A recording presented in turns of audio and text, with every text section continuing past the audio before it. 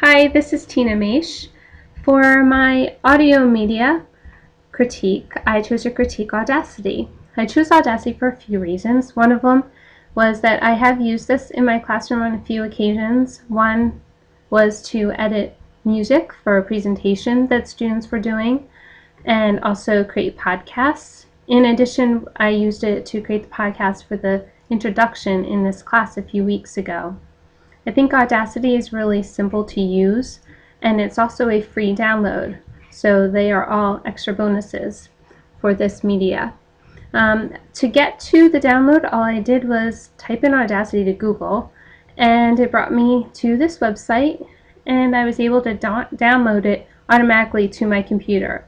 Now, unlike some other things that I have critiqued in the past, this one does go into your computer, and it is in there for you to access even without the internet.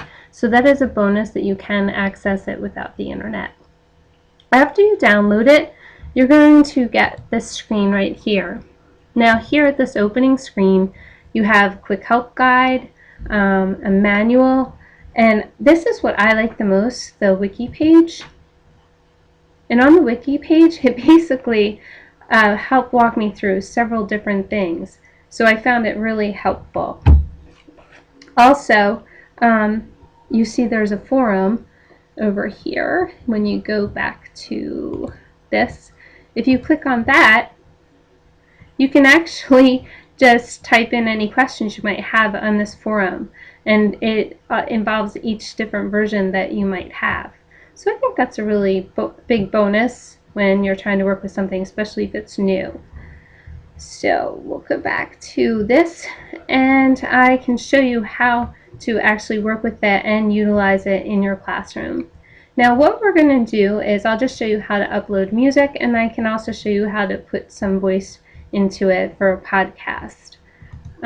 Let's say you want to upload music. What you're going to do is go to File and Import. When you go to Import, you decide for me, I'm going to do audio, which will bring me to music. I'll just pick the quickest thing I can here. We'll go to Pink. And here it goes. It's pretty quick. It goes right in. And there's Pink's song. Now you can do all different things, and it pretty much helps you by showing some of the options at the top. And as you highlight over, first of all, you have to place your cursor. As you highlight over, it'll show you some of the things that you can do. But let's say I want to just cut a piece of this music. So I'm going to say I'm going to take out from here. I'm going to click cut, and I'm going to just drag this. And there. That makes my music a little bit shorter. And that is how I used it in my classroom. We made a song a little shorter to blend in with the presentation that we were doing, and that way we didn't have it just have a dramatic stop at the end. And you do have to kind of feel out your song and make sure you're cutting at the right place. Here you see you can also silence part of it. Let's say you want to be able to hear someone speak in a certain part, so all you have to do is maybe with that area, and it'll be silent, so that let's say you have a voiceover that you wanted to be able to hear.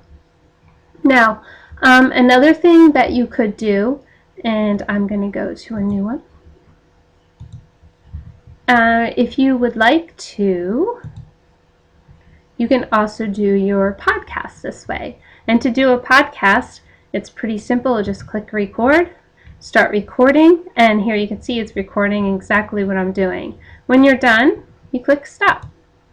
Now the tricky part usually was you just have to make sure that you export it, and then you can get it right to your computer. But again, you can modify what you've done here with the copy, the paste, the snipping, and you can even take, like I did earlier, if you had it on the same screen track, you could actually have the music going along with your podcast. But again, you have to make sure to save or export it. Now there's several ways that Audacity can be helpful and useful in your classroom.